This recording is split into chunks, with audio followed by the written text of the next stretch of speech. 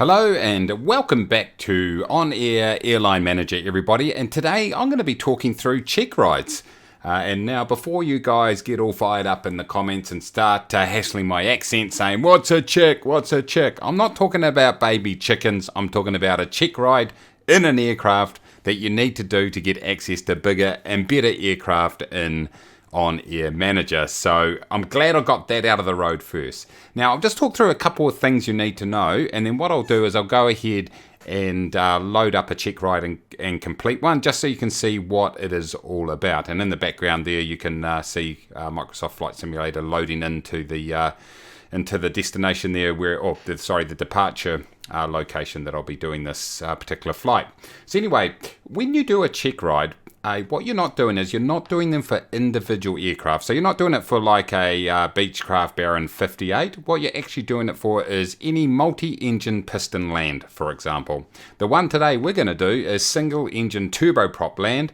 And if we pass this checkride, it will mean that we can fly any aircraft that come under that category. So that's just one thing to take into account.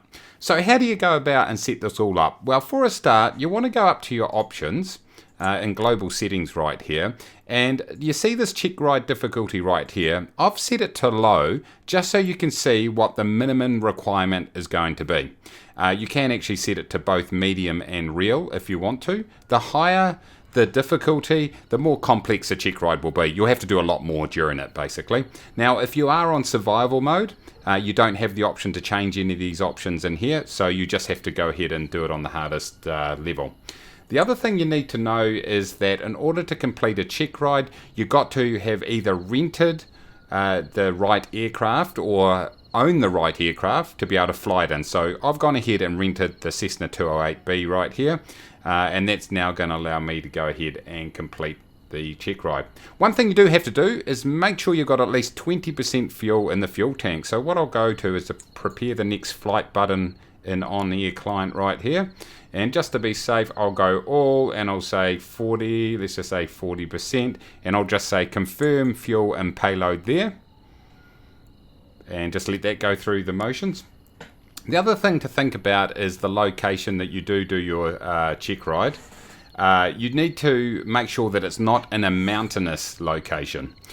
Because of the way it's all set up, sort of AI sort of directs you, it could fly you into a hilly area. So it's best to do it in a fairly flat area, and that way you're not going to come up against any obstacles when you carry out your flight.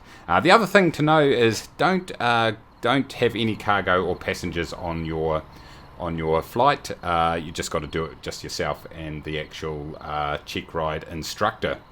So you can also, by the way, use autopilot. So if you want to use autopilot during this checkride, go ahead and do it. You can certainly use it. I mean, at the moment, the checkride's the autopilot is a little bit iffy, so I don't know if that's going to help you or not, to be fair. But anyway, here we are. We're in our live operations map. We're currently located at KHYW. And we're going to be flying the Cessna 208 Caravan on our checkride. I've filled it up with fuel to 40%, as you can see. A very quick way to see whether you do have the certification for an aircraft or not is this little icon here. If you've got the little shield here with the tick box in it, that means that you're not certified and you'll need to take the checkride. The little pop-up says take a checkride. So before we go ahead and say take a checkride, I'll just go across to the simulator, and all I've done right here in the simulator is set up my aircraft on the apron at the airport that I'm going to be flying from and the aircraft that I'm going to be flying. As simple as that. When I start the tracking, it will change the time of day and all that sort of stuff automatically for me. So I'll go ahead and go take a checkride. Let's let it think about life for a while right here. And it's going to track the aircraft, and I'll join you once it's all loaded up. Okay, it didn't take long at all. And what we're looking for here is the 6 little green tick marks to make sure that we are all good and we've got everything that we should have. And all we need to do is go start checkride. You watch, when I push this in the background, it should turn to daylight because I've got my GMT offset to do that. So we go start checkride, and there we go. It is starting the tracking. I'll get rid of the OnAir client. Welcome to OnAir Checkride. Thank you. So what it will do is just talk you through some instructions right here. The next thing it will ask me to do is fire up the aircraft. There we go. After a little while, it's finally got there. So I'm just going to do it the easy way. Turn on my beacon and then Control E to start the engine right here. No mucking around. So we'll let everything start up. As things start up, there we go. We've got the instruction to taxi to the runway and take off. So I'll just throw on all my landing lights here. Then I'll meet you just as we're about to take off. So I'll catch you very, very soon. All right, everybody, here we are. We're lined up on runway 22, about to take off. Let's give it full bunger and follow the instructions. Now, this aircraft feels a little bit underpowered than what it should be, so I'm giving it full power, which is not what I really should be doing in this aircraft, but just need to do it to make sure we take off. Have got the flaps on, by the way, just to make sure. I'm not sure if you get penalised for having your flaps up, but I'm just going to have at least one notch just to make sure I don't. We'll keep on the centre line. Still got sensitivity issues with my joystick, by the way. But we'll just a little bit of back pressure right here. Should start flying. And there we go there. Okay, we'll start. Continue to climb. There we go. So you just follow the instructions, everybody. And what we'll probably find, there we go, we'll pull back the power just a little bit. We'll get rid of our flaps. What you'll find is that it will ask you on these basic check rides here to do some pretty straightforward maneuvers. It's going to ask you to hold a heading and to go to a certain altitude and hold an altitude. Or oh, there we go. Someone's subscribing. Happens every time I record. So thank you very much. Still haven't figured out how to turn that off. Anyway, as I was saying, what this does is, well, let's stay on the runway heading, Mace. It will just ask you to hold headings, and it will ask you to get to certain altitudes, whether that's climbing or descending to certain altitudes. Let's get across to 220. That's what I need to be on here. Left, heading 60, climb to 7,000 feet. And there we go. So left to 060, and I'm just going to have a nice gentle turn here, about 15 degrees. We're pretty much on a sort of standard rate turn. We'll get across to 060. I'm climbing as I go here. We're going to get up to an altitude of 7,000 feet.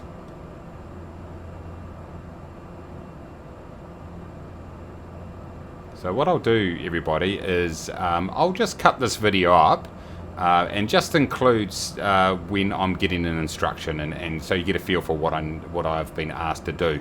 That way it will keep the video a little bit shorter than it could be. So I'll join you once I get the next instruction. Now, maintain 7,000 feet and heading 60.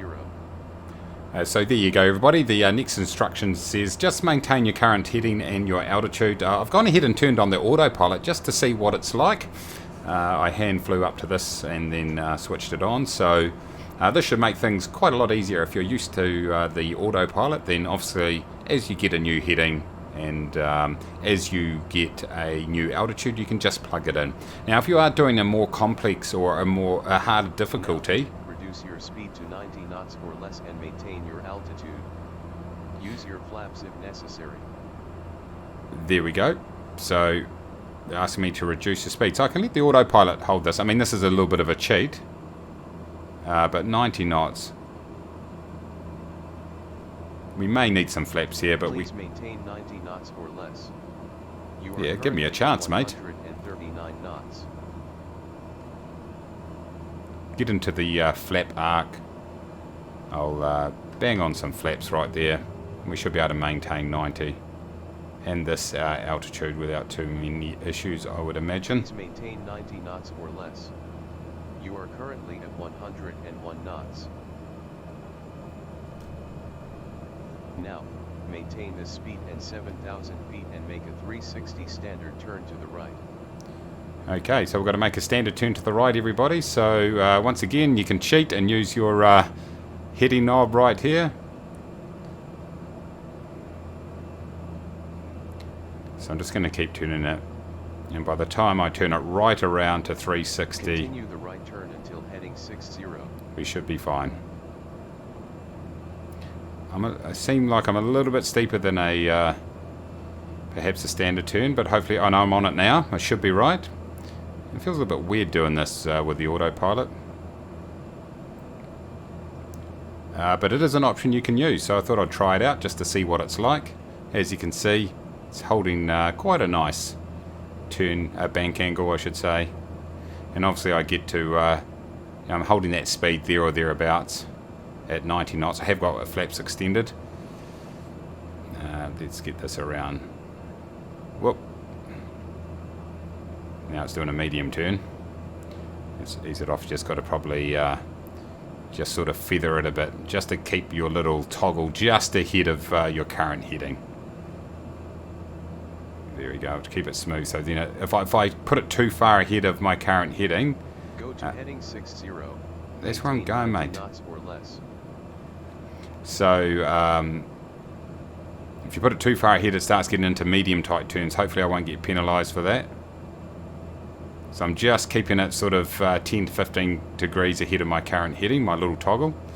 And it's sort of keeping an okay bank angle. It hasn't been perfect. I probably should have hand flown this, to be honest. I would have probably had a smoother turn, but here we go. I've got it now on 060. Speed is fine, so I should get my next instruction now. Normal speed. Turn right, heading 350.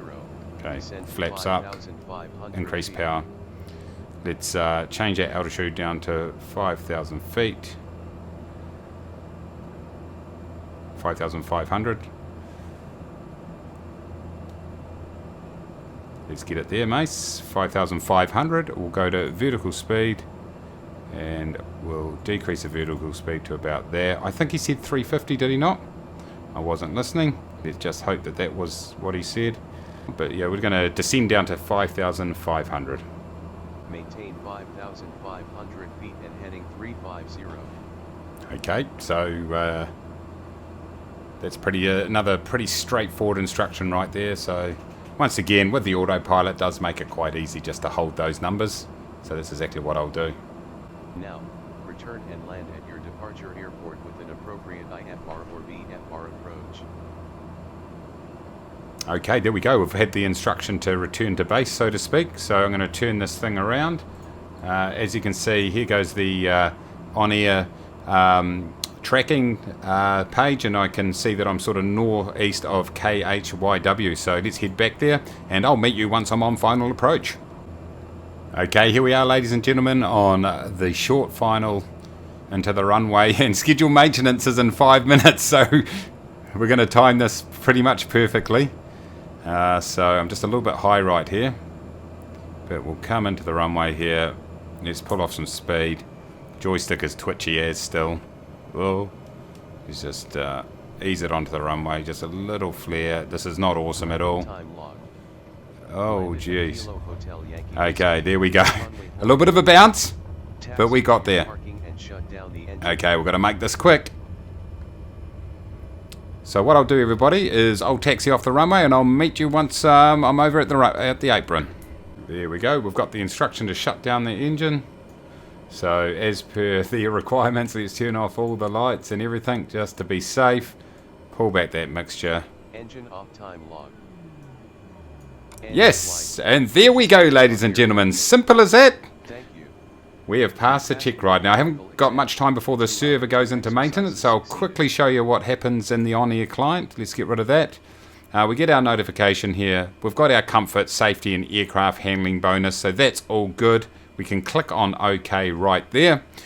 So now let's go and take a look at ourselves. Well, for a start, you'll see that the Cessna 208 doesn't have the little shield on there, which means I don't have to do a check ride because I am qualified.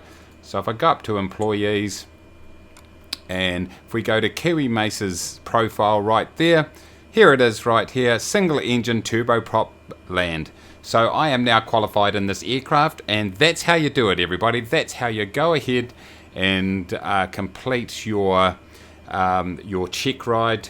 It's pretty straightforward, particularly at the lower levels, at the easier difficulty. So obviously as you increase those, it's going to be a bit tougher, but hopefully that helped. If you did enjoy the video, please smash that like button down below, subscribe if you're new, and until next time, everybody, take it easy.